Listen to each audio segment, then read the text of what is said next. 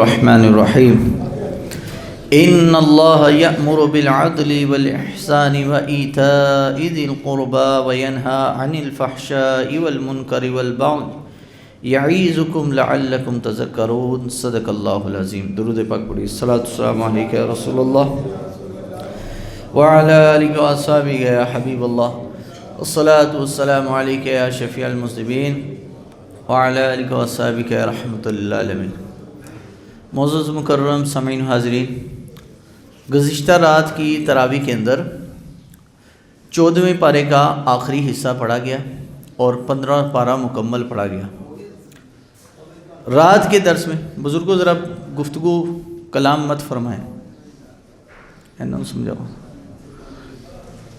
اللہ تعالیٰ نے قرآن مجید فرقان حمید میں یہ آیت جو میں نے ابھی پڑھی ہے، امام شافعی رحمۃ اللہ علیہ وہ فرماتے ہیں کہ پورے قرآن مجید فرقان حمید کی جامع ترین آیت کون سی جی؟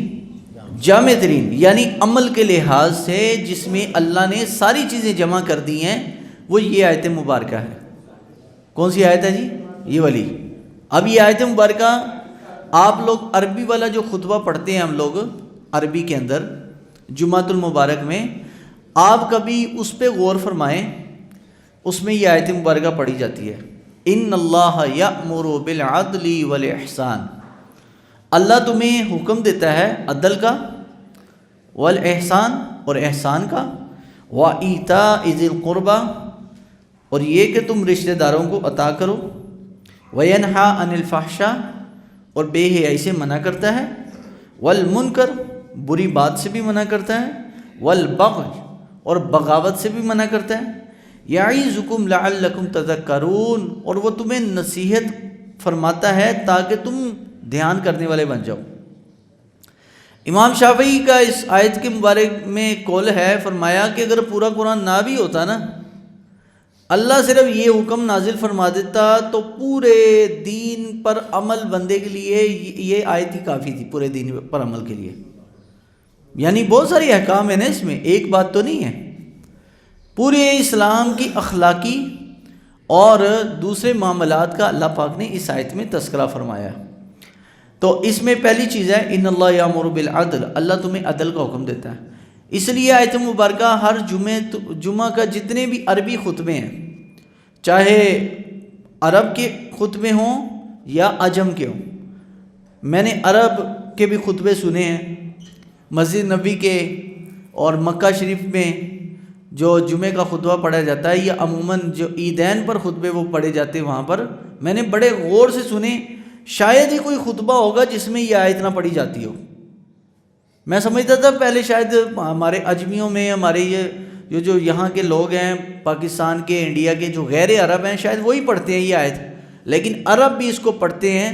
وہ کہتے ہیں کہ قرآن کی جامع ترین آیت ہے یہ۔ تو پہلا حکم اللہ نے دیا، یامر بالعدل، اللہ تمہیں عدل کا حکم دیتا ہے، والاحسان اور تمہیں احسان کرنے کا حکم دیتا ہے۔ عدل اور احسان کیا فرق ہے؟ عدل کا معنی ہے کسی کو برابر کرنا، انصاف دینا، کسی کو انصاف فراہم کرنا۔ یعنی جو چیز حدیث شریف میں آیا نا، جو چیز اپنے لیے پسند کرتا ہے وہ دوسرے مسلمان کے لیے بھی کرے۔ جتنی عزت خود مانگتا ہے وہ عزت دوسرے کو بھی دے، جتنا رسپیکٹ اور جتنی بھلائی اپنی طلب کرتا ہے اتنی ہی دوسرے کی کرے۔ اس لیے حضور نے فرمایا مومن، بہترین مومن وہ ہے کہ جو اپنے لیے پسند کرے وہی دوسرے مسلمان کے لیے پسند کرے۔ تو دوسرا ہے والاحسان، نیکی کرنا، بھلائی کرنا۔ احسان، حل جزاء الاحسان الا الاحسان، ہر بھلائی کا جو جواب ہے وہ بھلائی کے ذریعے ہی ہے، وہ کسی کے نقصان کے ذریعے نہیں ہو سکتا۔ ہمیں چاہیے اگر اللہ تعالیٰ کسی نے آپ کے ساتھ بھلائی کی ہے تو اس کا جواب بھی بھلائی کے ساتھ دیں۔ ویسے لیکن عموماً ایسا ہوتا نہیں ہے۔ انسان کی ایک فطرت ہے کہ بعض اوقات انسان جو ہے نا سانپ کی طرح ہی ہوتا ہے، کہ کوئی اگر بھلائی کرے تو سانپ کو آپ چاہے سونے کے برتن میں پانی دودھ پلا دو تو اس کا کام فطرت ہے ڈسنا، تو کچھ انسانوں کی بھی فطرت میں ڈسنا ہی ہوتا ہے۔ لیکن کچھ ایسے ہوتے ہیں نسلی ہوتے ہیں، جس کو حضرت میاں محمد بخش رحمۃ اللہ علیہ نے فرمایا نا کہ نسلی بندے کے ساتھ اگر نیکی کریں تو وہ پھر نسلوں تک نہیں بھولتا، اور بے نسلے کے ساتھ نیکی کریں تو وہ پٹھیاں چالاں چلتا، بے نسلے بندے کے ساتھ اگر نیکی کرے تو وہ پٹھی چلے چلے گا۔ تو بہرحال تیسرا حکم اس آیت میں وَإِيتَاءِ ذِي الْقُرْبَىٰ، رشتہ داروں کو دینے کا، رشتہ داروں کو چاہے جیسے مرضی ہوں، رشتہ دار اچھے ہوں برے ہوں، آپ کا کام ہے بس ان کو دیں، یعنی ان کے ساتھ بھلائی کریں۔ اگر آپ ان کے ساتھ نیکی کی، اس لیے ہمارے دین نے بھی، اگر زکوٰۃ کا بھی مسئلہ ہے نا تو وہ دینی تو ہے کہیں نہ کہیں، لیکن رشتہ داروں کو زکوٰۃ کا مال دینے پر بھی ہمارے دین نے ڈبل اجر رکھا ہے۔ اور حدیث شریف میں آیا نبی صلی اللہ علیہ وسلم نے فرمایا، اچھا یہ حکم اللہ پاک نے ہمارے فائدے کے لیے دیا ہے۔ حدیث شریف میں حضور نے فرمایا جو چاہتا ہو کہ اس کا مال بڑھ جائے، اس کا مال بڑھ جائے، برکت ہو جائے، تو اس کو چاہیے کہ اپنے رشتہ داروں سے نیکی کرے، رشتہ داروں سے نیکی کرے، ان کو نیکی کا خالی درس نہیں دے، ان کو اگر اللہ نے استطاعت دی، کیپیسٹی دی ہے تو ان کو بلا کے ان کی خاطر تواضع، ان کی خدمت کرے، تو اللہ تعالیٰ اس کے عوض میں اس بندے کے مال میں بہت زیادہ برکت کرے گا۔ یعنی یہ حضور صلی اللہ علیہ وسلم کا بتایا ہوا ایک وظیفہ ہے، اگر چاہے بندہ مالدار ہو جائے تو رشتہ داروں کو دے، لیکن اس کا یہ نہیں مطلب کہ اب آپ کہیں جی فلاں ہمارا رشتہ دار، اس کو یہ حدیث سنائے جی رشتہ داروں سے نیکی کرنی چاہیے، میں نہ نیکی کر، نہیں نہیں، یہ حضور نے ہر مسلمان کو فرمایا ہے، خالی ہے یہ نہیں کہ ایک سائڈ سے ایک بندے کو کہا جائے یا ایک بندے کو بولا جائے، بلکہ یہ میرے لیے، یہ آپ کے لیے، آپ نے کسی کو اپنی اب تعاون لینے کے لیے یہ بات نہیں سنانی، بلکہ یہ حدیث مبارکہ عمل کرنے کے لیے۔ تو چوتھی بات اللہ تعالیٰ وَيَنْهَىٰ عَنِ الْفَحْشَاءِ، کہ اللہ تعالیٰ تمہیں منع فرماتا ہے بے حیائی سے۔ کس سے منع کرتا ہے جی؟ بے حیائی سے۔ تو وَيَنْهَىٰ عَنِ الْفَحْشَاءِ وَالْمُنکَرِ، اور بے حیائی اور بے حیا بندہ، نبی علیہ السلام فرمایا جب تمہارے اندر سے حیا ختم ہو جائے نا تو پھر جو چاہے کرو، ما شئت، جو جی میں آئے کرو، کیونکہ الحیاء شعبۃ من الایمان، حیا ایمان کے شعبے میں سے ایک شعبہ ہے، جس میں حیا ہے اسی میں ایمان ہے، اور جو بے حیا بندہ ہوتا ہے حضور نے فرمایا اس میں ایمان نہیں ہوتا، بے حیا بندے میں ایمان نہیں ہوتا۔ اور اس لیے بے حیائی بھی منع ہے اور آلات بے حیائی بھی منع ہے۔ یہ دو مسئلے میں نے بتائے، ایک ہے بے حیائی کرنا اور ایک ہے بے حیائی کے اسباب اختیار کرنا۔ ہمارے دین نے جہاں پر بے حیائی سے منع کیا ہے وہاں بے حیائی کے اسباب سے بھی منع کیا ہے۔ کیونکہ میں شراب نہیں پیتا لیکن شراب رکھتا ہوں، تو شراب نہیں پینا یہ تو ٹھیک ہے، لیکن شراب رکھنا تو بالآخر اس کا مطلب اس کے دل میں اس کی کوئی نہ کوئی طلب ہے، اس لیے رکھی ہوئی ہے، چائے نہیں پی رہا کیونکہ میں بے حیائی نہیں کرتا، لیکن بے حیائی کے اسباب رکھے ہوں، نہیں جی یہ تو ویسے ہی رکھے ہوئے ہیں جناب، ناچ گانے والی جناب ٹی وی ڈرامے اور یہ چیزیں اپنے پاس رکھی ہوئی ہیں، نہیں میں کرتا نہیں ہوں، ویسے ہی بس رکھی ہوئی ہیں۔ کیوں رکھی ہو بھائی؟ آلات موسیقی ہو، آلات بے حیائی ہو، وہ ساری کیا ہیں جی؟ حرام ہے۔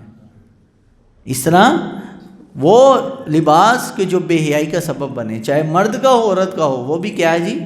حرام ہے۔ ایسی تعلیم جو کہ بے حیائی میں لے کے جائے وہ بھی کیا ہے جی؟ ہاں یہ مسئلہ ہے، سمجھیے، علماء کا مسئلہ تعلیم کے ساتھ نہیں ہے، تعلیم سے پیدا ہونے والا جو فتنہ ہے دین سے دوری کرتا ہے، تو وہ اس کی وجہ سے علماء کہتے ہیں کہ یہ کو ایجوکیشن حرام ہے۔ مسئلہ سمجھ آ گیا؟ لوگ اس کو کہیں اور لے جاتے ہیں، لوگ وہ طالبان کے نام پر جی طالبان نہیں پڑھنے، تو او بھائی وہ مسئلہ ہم نہیں بیان کریں، ہم کہتے ہیں بھائی یہ نظام ہی غلط ہے، جو تعلیمی نظام ہمارا کلچر چل رہا ہے۔ بچیوں کو پہلے تو موبائل ہم نے لے کر دیے ہوئے ہیں بھائی، بچیوں کے ہاتھ میں موبائل ہے، پھر کالج بھیج دیتے ہیں، واللہ عالم وہاں پر کیا سسٹم ہے، پورا سال ہی ان کے فنکشن کوئی نہ کوئی جاری رہتے ہیں۔ ہمارے تعلیمی ادارے بچوں کو پڑھائی نہیں سکھا رہے، یہ بے حیا بنا رہے ہیں۔ اس لیے بہرحال میں تو اس تعلیمی نظام پر متفق نہیں ہوں، میں تو کہہ رہا ہوں ہوم سکولنگ، اگر بچوں کو پڑھانا ہے نا ہوم سکولنگ کرو، بس ایک ٹیچر رکھ دو، جو اسکول میں فیس دینی ہے ایک ٹیچر کو دے دو، 2-3 گھنٹے پڑھاؤ، مقصد تو علم ہی ہے نا بھائی، جو اسکولوں میں ہو رہا ہے۔ ہم تو خود اسکولوں میں اپنی آنکھوں سے دیکھ کے آئے ہیں، کیونکہ ہم خود یہ پڑھاتے رہے ہیں۔ تو وہاں جی بچے جی ڈانسنگ پارٹی ہو رہی ہے، یہ جتنے آپ کے انگلش میڈیم اسکول ہے بھائی، اور سرکاری اسکولوں میں کون جاتے ہیں؟ زیادہ بچے تو ماں باپ کا پرائیویٹ اسکول میں داخل کرنا ہے، انگلش میڈیم میں۔ انگلش میڈیم کی آپ کو حال بتاؤں، احوال بتاؤں تو آپ کانوں کو ہاتھ لگائیں جی، الامان والحفیظ۔ تو میں اس تعلیم کو کیا کچرے کے ڈبے میں ڈالوں میں؟ تو اللہ نے فرمایا وَيَنْهَى عَنِ الْفَحْشَاءِ، اللہ تمہیں فحاشی سے منع کرتا ہے، تو فحاشی بھی منع ہے، فحاشی کے اسباب بھی منع ہے، اسباب بھی منع ہے۔ یہ میں نے آپ کو یہ مسئلہ سمجھانا تھا کہ فحاشی تو منع ہے، لیکن اب کہ جی نہیں جی ہم تو نہیں کرتے، لیکن ہم جاتے ضرور ہیں، لیکن ہم اس طرح کا کام نہیں کرتے۔ تو بھائی بالآخر کر بھی لوگے، بالآخر کر بھی لوگے۔ آپ کے پاس سامنے شراب کا پیالہ رکھا ہو، چرس کا سگریٹ رکھا ہو، آپ کہ جی میں تو نہیں پیتا، لیکن ایسی صحبت میں بیٹھ کر بالآخر تم بھی اس کے عادی بن جاؤ گے۔ اچھے بندے کی صحبت بندے کو اچھا بناتی ہے اور برے کی برا بنا دیتے۔ تو کالجز آپ کے دیکھ لیں، دنیا کے سب سے زیادہ اس وقت چرسی پیدا ہو رہے ہیں، یہ کالج کے اسٹوڈنٹس سب سے بڑے چرسی ہیں۔ آپ کو نہیں یقین؟ پنجاب یونیورسٹی کے باہر جا کے دیکھیں آپ کیا حالات ہیں، سب سے بڑے چرسی اور جناب آئس پینے والے، ٹیکے لگانے والے، یہ کون ہے؟ آپ کی کالج اور یونیورسٹی کے بچے ہیں، جن کو کہتے ہیں اعلیٰ تعلیمی یافتہ۔ سبحان اللہ، اعلیٰ تعلیمی یافتہ سب سے بڑے نشئی ہیں اس وقت۔ اور نمبر 2، آپ کے یہ تعلیمی ادارے سب سے زیادہ ملحد پیدا کر رہے ہیں۔ کیا جی؟ ملحد پتہ کون ہوتا ہے جی؟ یہ پرانے بابیانوں نہیں پتہ۔ ملحد وہ کہ جو رب کے وجود کا انکار کرے۔ پہلے تو ہم کبھی کہا کرتے تھے جی جو یہ جی ولیوں کو نہیں مانتا وہابی ہے، یہ جی اہل بیت کو نہیں مانتا یہ خارجی ہے، یہ جو ہے نبی کریم صلی اللہ علیہ وسلم کی عقیدت نہیں رکھتے تو یہ وہابی ہے، یہ فلاں ہے، یہ فلاں ہے۔ چلو یہاں تک تو مسئلے ٹھیک تھے بھائی، خدا کو تو مانتے تھے نا۔ اب تو مسئلہ اس سے بھی آگے چلا گیا، اب تو ولی اور نبی تک بات نہیں رہی، اہل بیت تک بات نہیں رہی، اب مسئلہ کہاں چل گیا؟ خدا کے وجود۔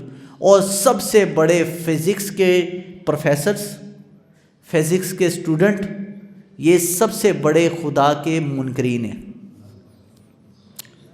یہ 9ویں 10ویں کے بچے جو فزکس پڑھتے ہیں نا، دماغ ان کے فارغ ہوئے ہیں، کہتے ہیں آئی نہیں اللہ ایگزسٹ ہی نہیں کرتا۔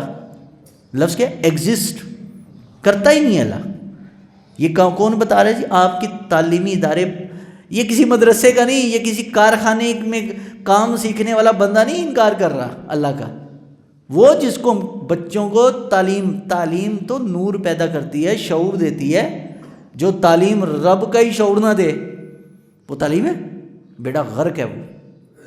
بہرحال اپنے بچوں کے علم اور اپنے بچوں کے عقیدے اور تربیت کے ذمہ دار آپ لوگ خود ہیں، آپ نے ان کا عقیدہ بچانا ہے۔ ہاں، یہ اب وہاں بچہ چلا گیا تو بس مشکل ہے بچانا، کیونکہ تم نے صبح جانا ہے کام پہ، شام کو آنا ہے، تمہیں کیا پتہ بچہ وہاں کیا کر رہا ہے، بچے کا عقیدہ کیا ہے، بیڑا غرق ہوا ہے۔ تو یہ جتنے بھی کالج یونیورسٹی سب سے زیادہ چرسی، بنگی، نشائی اور بدعقیدہ ملحد پیدا کرنے والے یہ ادارے ہیں۔ مدرسے میں جانے والا بچہ لاکھ برا ہو، لاکھ پروپیگنڈا کر لے، مولوی ہیں جو نت مولوی ہو جائے، بالآخر مولوی رب رسول کو مانتا ہے، چاہے 100 برائیاں ہوں۔ اگر ہو بھی تو میں ان کو فرشتہ نہیں سمجھتا مولویوں کو۔ لوگ کہتے ہیں مولوی بڑے اچھے ہیں، میں کہتا ہوں مولوی اچھے بڑے ہیں، خراب بھی بڑے ہیں، لیکن میں یہ نہیں کہتا، میں کہتا ہوں پھر بھی یار ان سے بہتر ہے، ان کے مقابلے میں پھر بھی بہتر ہے، رب رسول کو تو مانتے ہیں نا۔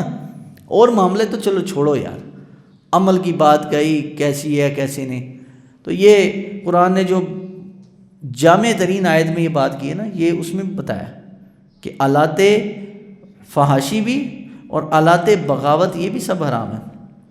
والمنکر والبغی، بری بات سے بھی اللہ نے منع کیا اور سرکشی سے بھی اللہ نے منع کیا۔ تو یہ سرکشی اور بغاوت ہی تو ہے نا رب رسول کی، کہ اگر رب ہے تو اب نظر کیوں نہیں آ رہا، اگر رب ہے تو بدر میں فرشتے آئے تھے اب کیوں نہیں آ رہے، یہ سوالات اٹھاتے ہیں۔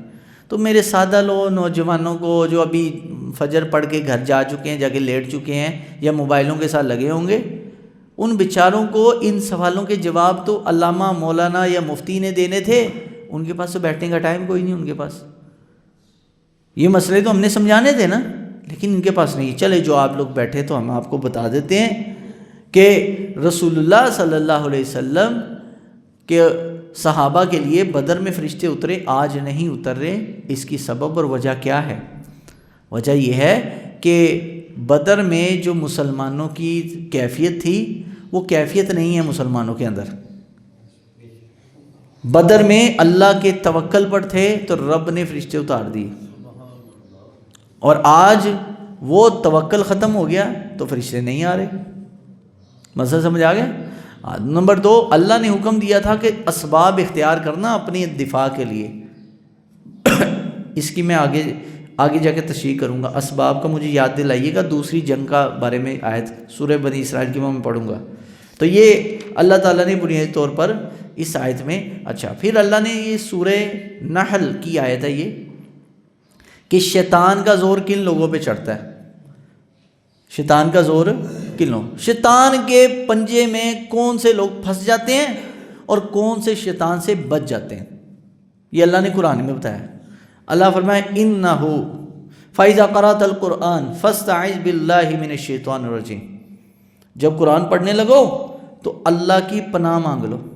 اللہ کی، یہ ایک عجیب مسئلہ ہے. قرآن پڑھنا ہے، اللہ کا کلام ہے، تو مجھے رب کی پناہ مانگنے کی کیا ضرورت ہے جی؟ میں تو قرآن پڑھ رہا ہوں. نہیں، اللہ نے بتایا کہ قرآن پڑھو گے بعض اوقات شیطان تمہارے ذہن میں اس آیت سے متعلق وہ معنی مفہوم ڈال سکتا ہے کہ جو کہ رب کی مرضی نہیں ہے. تم اس آیت کا مطلب کچھ لے لو. جیسے کچھ لوگ تھے نا، وہ آیت پڑھتے ہیں، وہ ایک آیت مبارکہ کہ لا تقربوا الصلاۃ، نماز کے قریب مت جاؤ. نماز کے لوگ کہیں گے جی مولوی صاحب آپ تو نماز کے کہہ رہے ہیں، قرآن کہہ رہے ہیں نماز کے قریب مت جاؤ. لکھا تو قرآن میں ہی ہے نا. وہ چاہے کہ وہ اگلا حصہ نہیں پڑھ رہا، لیکن گمراہ کرنے کے لیے فقط اتنا حصہ کافی ہے کہ دیکھو قرآن تو کہہ رہا ہے نماز کے قریب مت جاؤ، اور مولانا کہہ رہا ہے نماز مت چھوڑو. تو ہم اللہ کی مانیں کہ مولوی کی مانیں؟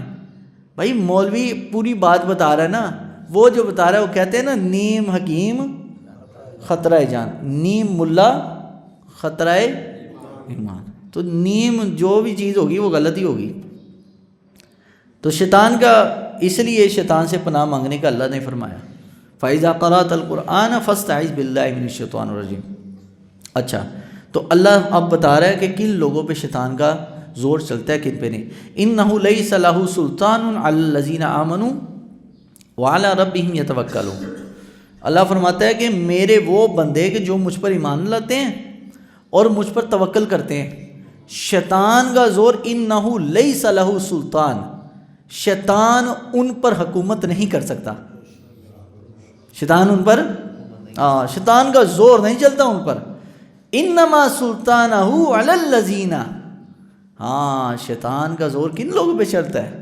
نمبر 1 پر یتولون، وہ کہ جو شیطان سے یاری لگا لیتے ہیں، شیطان سے والذین ہم بہ مشرکون، اور نمبر 2 پر جو اللہ کے ساتھ کسی کو شریک بناتے ہیں.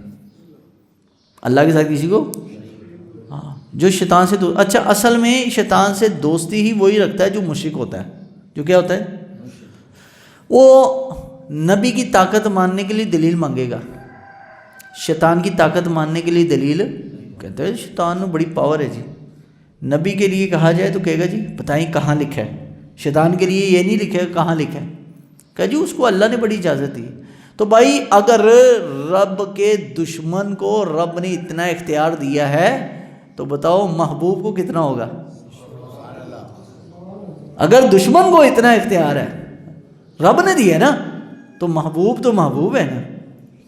تو اللہ نے فرمایا اب یہ دنیا میں جتنی بھی اس وقت خرابیاں چل رہی ہیں نا، شیاطین کو خوش کیا جا رہا ہے اس دور میں، شیطانوں کو راضی کر کے ان سے مختلف کام کروائے جا رہے ہیں، اور انہیں آپ کے جو چھوٹے بچے ہیں ان کو قتل کر کے مار کے نعوذ باللہ ان کے ساتھ برائی کر کے اس کی ویڈیو بنا کے، شیطانی عادتیں ہیں نا، شیطان تو چاہتا ہے خون ریزی ہو اور ناحق قتل کیا جائے. یہ تو شیطان کا خوبصورت مشغلہ ہے. تو اسی لیے جو یہ کام کرتے ہیں، اسی لیے جتنے کالے علم والے ہیں یہ چھوٹے بچوں کی نعوذ باللہ سریاں دیتے ہیں کہ شیطان کو خوش کرنے کے لیے، پھر ان سے مختلف کام کرواتے ہیں. یہ جتنے جادوگر ہیں، یہ جادوگروں کا یہی تو مشغلہ ہے. اس لیے کہ وہ شیطان کو جب خوش کرتے ہیں تو شیطان اپنے جنات کے ذریعے سے ان کے کام کرواتا ہے. تو یہ خرابی پیدا ہو رہی ہے. تو یہ شیطان کن لوگوں پر شیطان کا جو ہے نا وس چلتا ہے اور کن پر نہیں، اللہ نے اس کا تذکرہ کیا. آگے سورہ بنی اسرائیل ہے، پہلا سپارہ، یعنی 15 سپارہ ہے، جو ایک مکمل سپارہ کر رات کو پڑھا گیا. رات کو آدھا قرآن مجید تراویح میں پورا ہو گیا. اب 15 پارے کے موضوعات بھی بڑے عجیب ترین ہیں، اور نام بھی ہے بنی اسرائیل.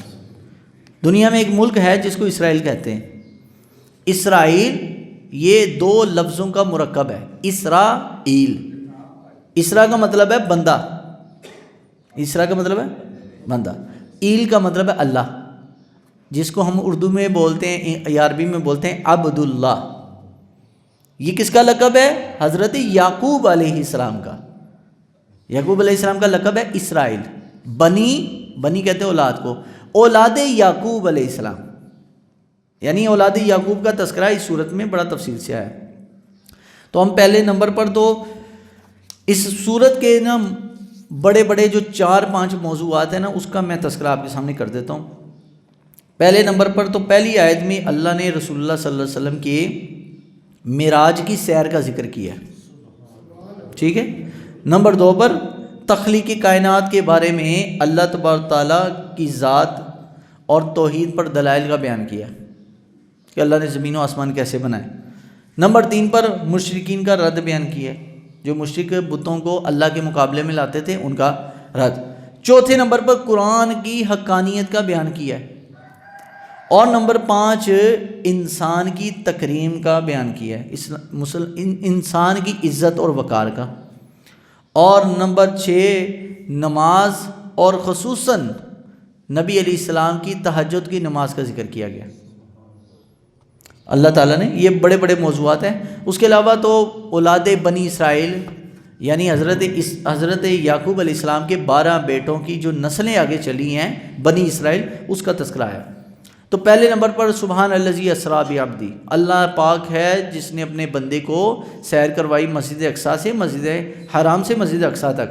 الذی بارکنا حولہ، اقصی الذی بارکنا حولہ، اور وہ مسجد اقصیٰ جس کی اللہ ارد گرد رب نے برکت رکھی ہے، لنوریہ من آیاتنا، تاکہ اپنے نبی کو اپنی نشانیاں دکھائے.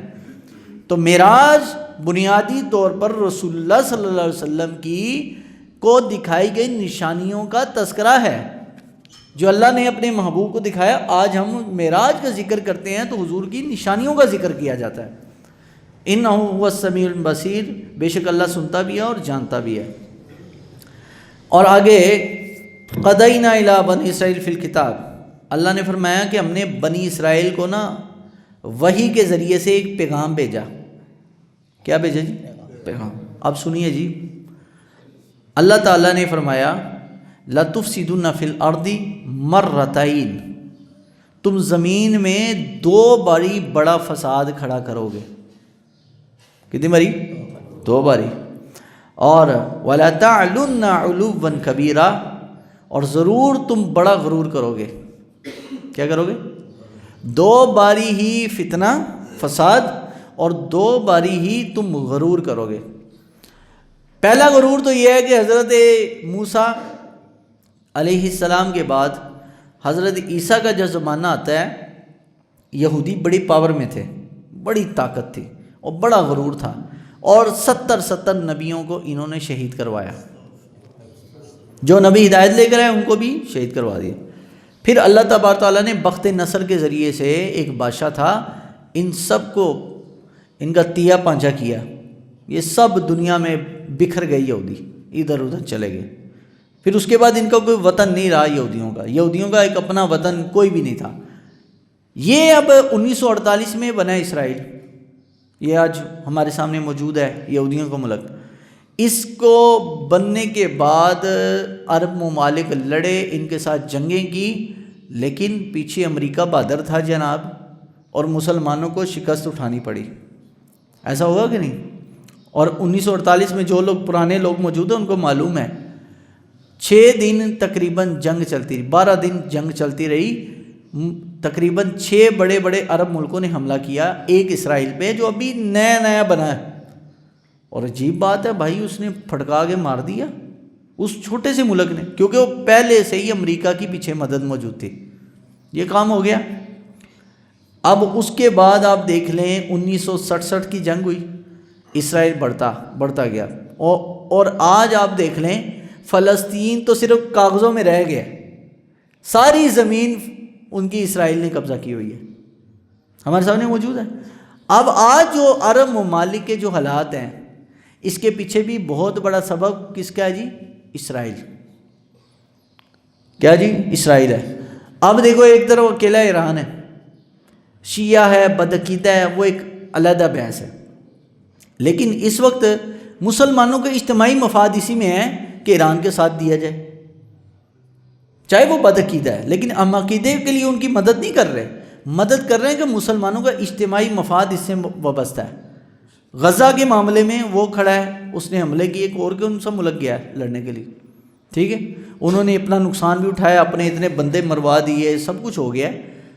یہ جتنے عرب ملک ہیں بشمول سعودی عربیہ، سب نے امریکہ کو اڈے فراہم کیے، رہو جی اتھے رہو، اور کس کے لیے؟ سعودیہ کی مدد امریکہ اسرائیل کے مقابلے میں نہیں کرتا، سعودیہ کی مدد ایران کے مقابلے میں کر رہا ہے، یعنی اپنے ہی ایک مسلمان ملک کے مقابلے میں سعودیہ کی مدد ہو رہی ہے کافر کے ذریعے، لیکن اسرائیل سے کبھی بھی جنگ کے لیے امریکہ نے مدد نہیں کی، الٹا اسرائیل کے ساتھ کھڑا ہوا ہے۔ قرآن مجید کہتا ہے، اب سنیے موجودہ صورتحال پہ آیت ہے، اللہ فرمائے فَإِذَا جَاءَ وَعْدُ الْآخِرَةِ، جب ہمارا آخری وعدہ آ گیا، کون سا جی؟ ہاں، ہم نے جب دوسری، آخر ویسے آخر کو بھی کہتے ہیں اور دوسرے کو بھی کہتے ہیں، ٹھیک ہے، پہلے کے لیے اولا کا لفظ ہے قرآن میں، اور دوسرے کے لیے آخر کا لفظ ہے۔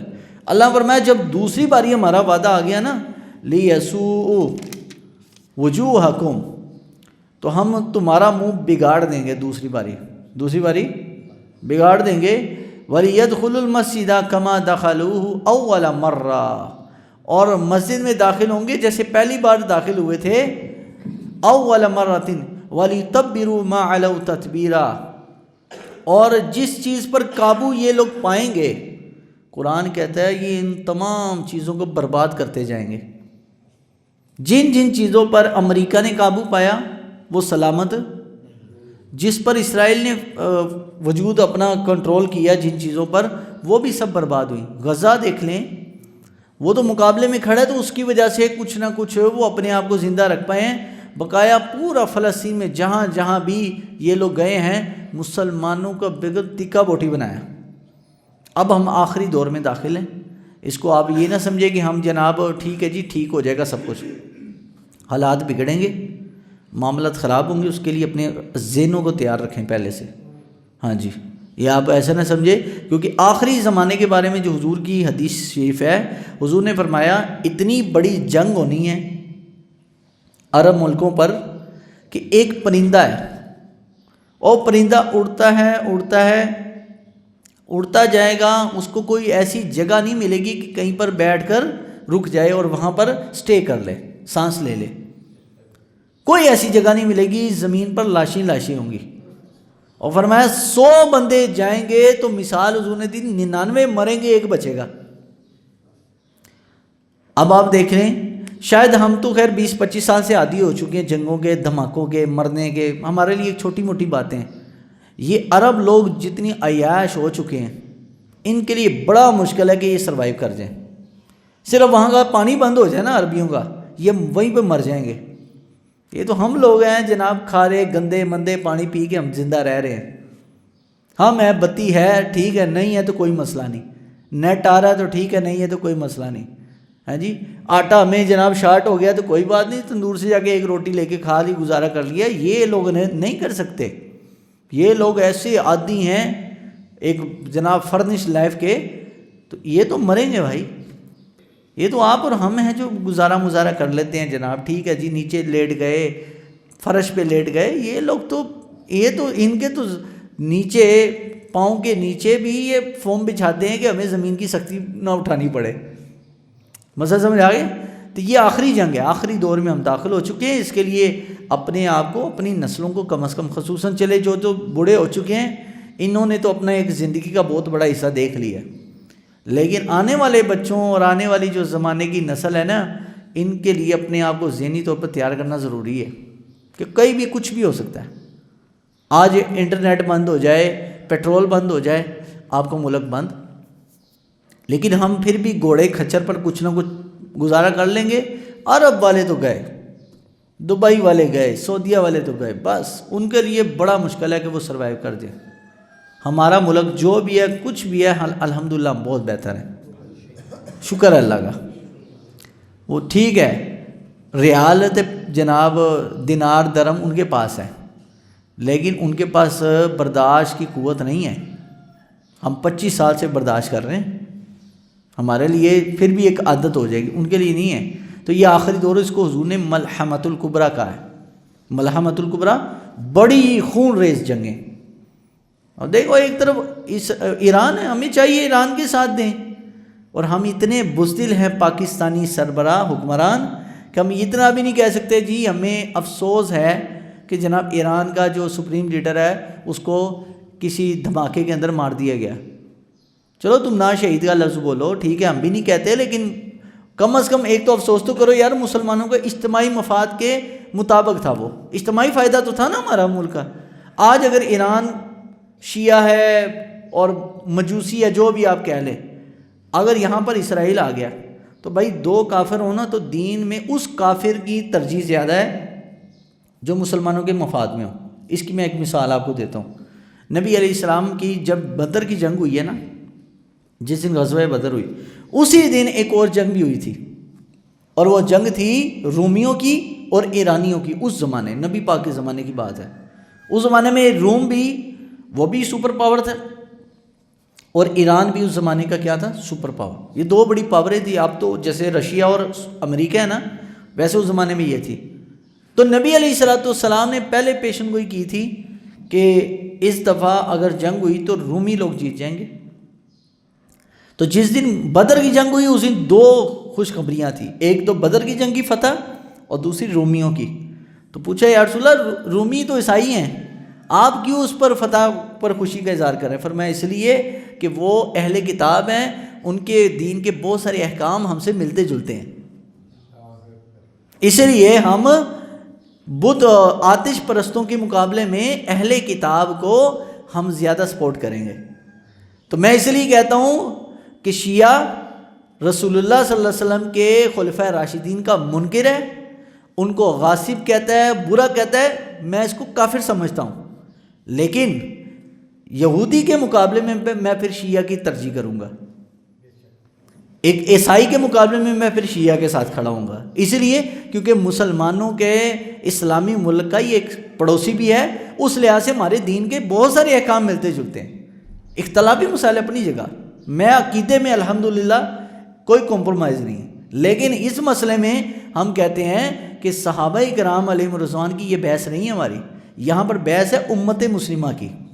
تو مسلمانوں کا اجتماعی فائدہ ہے، تو ہمیں اس مسئلے میں ان کے ساتھ کم از کم زبان سے ہی صحیح، ٹھیک ہے امریکہ سے لیا ہوا ہے F-16 طیارہ، ہم امریکہ کے خلاف نہیں یوز کر سکتے، وہ علیحدہ بات ہے.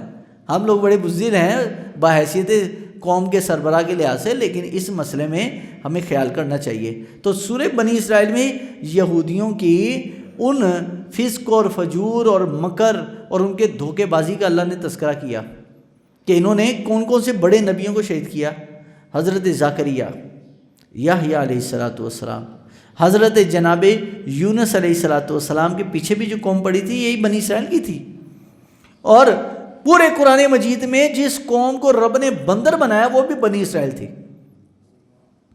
کیوں؟ انہوں نے ہفتے والے دن شکار کیا تھا، اللہ نے ہفتے والے دن شکار منع کیا تھا. جن جن چیزوں سے رب نے منع کیا نا، بنی اسرائیل نے وہی کام کیا. قوم لوط علیہ السلام جہاں پہ آج ڈیڈ سی موجود ہے اردن کے اندر، وہاں پر بھی بنی اسرائیل ساری تھی. یعنی حضرت لوط علیہ السلام کی قوم کی جو باقیات ہیں، یعنی خلاف فطرت کام کرنا بھی یہودیوں کا ایک پیشہ تھا.